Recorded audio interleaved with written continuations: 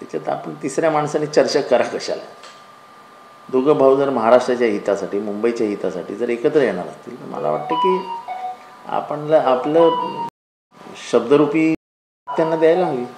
राजकीय साथ वेगळी, पण एखादं गद एकत्र असेल तर, एकत्र येत असेल तर मला वाटतं की आपल्या शुभेच्छा त्यांच्या मागे उभ्या कराव्या. पण महाविकास आघाडीमध्ये आता मनसेही सामावून घेणार का, म्हणजे त्याच्या संदर्भामध्ये लार्ज महाराष्ट्राचं हित हे महत्त्वाचं आहे आणि त्याच्यासाठी कोण कोणाला सामावून घेतं हे दुय्यम आहे. त्याच्यामुळे याची चर्चा नंतर करता येईल, का आजच चर्चेचा विषय नाही आहे. पण शिवसेना, ठाकरे गट आणि मनसे एकत्र नेहमी दिसत होती, मात्र आपणही आज पालिकेच्या निवडणुकीच्या बघा, पालिकाची निवडणूक आणि एकत्र येणं हे खूप प्रभाग रचनेच्या माध्यमातून पूर्ण ठाण्याचं भौगोलिक वाटोळ. लोकप्रतिनिधींसाठी प्रभाग रचना नसते, प्रभाग रचना ही जनतेसाठी असते. तर कोळशेत नावाचा कोळीवाडा, कोळ्यांचं गाव, एका गावाचे 2 तुकडे केले. ठाण्याचा कोळीवाडा 2 तुकडे केले. एका गावाचे 2 तुकडे करत असताना गटार इथनं आली आणि गटार इथनं आली, हे जॉईंट कोणी करायची? ह्या प्रभाग समितीने करायची की त्या प्रभाग समितीने करायची? कायद्यात त्या अधिनियम जो आहे निवडणुकीचा त्याच्यातच म्हटलंय की व्यवहार्य आणि संलग्नता तपासून योग्य ती कारवाई व्हावी. ह्याच्यात व्यवहार म्हणजे व्यवहार्य जे शब्द आहे व्यवहार, तो व्यवहार दिसत नाही. हे केवळ त्यांच्या राजकीय सोयीसाठी निवडणूक आयोग आणि प्रशासनाने वॉर्ड रचना केलेली आहे. आता कोकणी पाडा इथे आणि येऊरचं गाव तिथे, कोकणी पाडा हे येऊरच्या गावाला नेऊन जोडला. जाणार कसा कोकणी पाड्यातला माणूस येऊरच्या गावामध्ये? म्हणजे हा वॉर्ड असेल तर हा असाच, ह्या वॉर्डाचा भाग इथे आणून तुम्ही जोडलात, याचा अर्थ की तुमच्या मनात पाप आहे.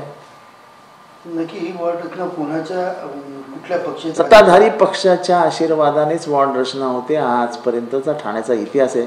ठाण्याचा जो शहर विकास विभाग आहे ज्याच्याकडे ही प्राथमिक जबाबदारी येते, ते हॉटेलमध्ये बसून, रूममध्ये बसून मॅप बनवतात आणि तो कमिशनर सही करतात आणि कमिशनर ते निवडणूक आयोगाला देतात, शिक्का मारतात, निवडून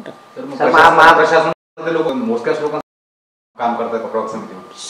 हा माझा गेल्या अनेक वर्षांचा आरोप आहे की प्रशासनात मोजकेच आदेशाप्रमाणे काम करतात, प्रशासकीय जबाबदारीप्रमाणे काम करतच नाही.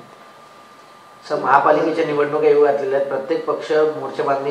गणेश नाईक काल ठाण्यामध्ये होते आणि गणेश नाईक असं म्हणाले की रावणाचं दहन केल्याशिवाय आपल्याला इथे सत्ता स्थापन करता. रावण कोण? रावण कोण? मला वाटत नाही ते ठाण्यातले जे प्रमुख नेते आहेत सत्ताधारी पक्षाचे त्याला ते रावण म्हणण्याची हिंमत. राम कोण होणार? कोणाचं दहन करायला यावं लागेल, मग राम कोण? पण मांडीला मांडी लावून सत्तेत बसायचं,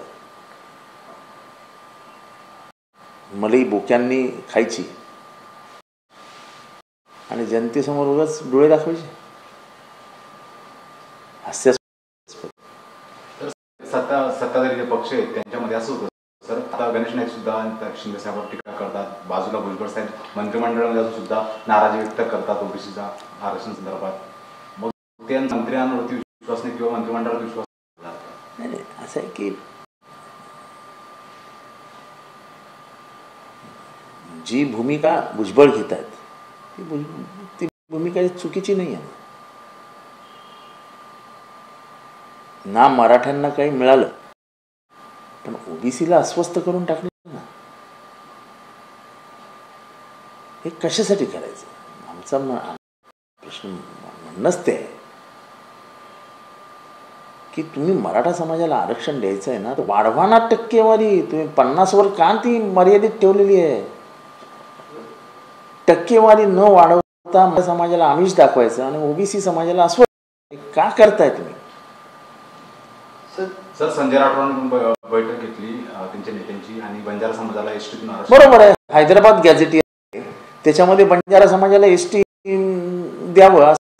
मग जर हैदराबाद गॅझेटियर तुम्ही लागू करणार आहात तर मग बंजारा समाजाला एस टीमध्ये आणलंच पाहिजे तुम्ही.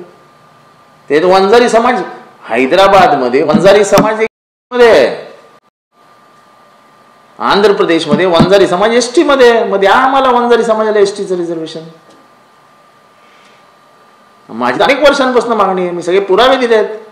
मध्य प्रदेशमध्ये वंजारी समाज एस टी मध्ये, राजस्थानमध्ये वंजारी समाज एस टी मध्ये, एस टी मध्ये द्या आम्हाला शेड्यूल ट्राईबचं रिझर्वेशन. मागणी करणार का वंजारी समाजाला एस टी? हे काय तुमच्या समोर केली ना आत्ता मागणी.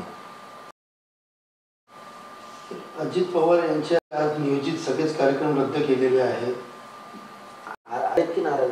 मला काय माहित नाही काय आतले काय प्रश्न मला काय विचारतात. पण दुसरीकडे पाहायला गेलं तर रोहित पवारही त्यांच्या भाषा शैलीमधून असं घडल्याचा एक फेवर करत आहेत आणि मीडिया ट्रायल चालवल्या जात असल्याचंही सांगत आहेत. नाही मला बोलले एखाद्या महिला भगिनीशी अशा पद्धतीने बोलणे योग्य नव्हतं आणि कोणासाठी बोलतो हे महत्वाचं आहे. त्यामुळे मला तो विषय काय फार. सर, CP राधाकृष्णन याचं उपराष्ट्रपती निवड झालेली आहेत, काही मतं फुटल्याचा आरोप देखील आहे. एनडीए सरकारच्या खासदारांचं म्हणणं आहे की 25 मतं फुटलेली आहेत. कोणाची? इंडिया मान्य केलेले आहेत 15 मध्ये इंडिया. आमची मतं इंटॅक्ट आहेत. आता ही मतं कुठली फुटली आहे त्यांचा जावई शोध त्यांनी लावा. त्यांची मतं फुटल्याची बोंबावून आहे.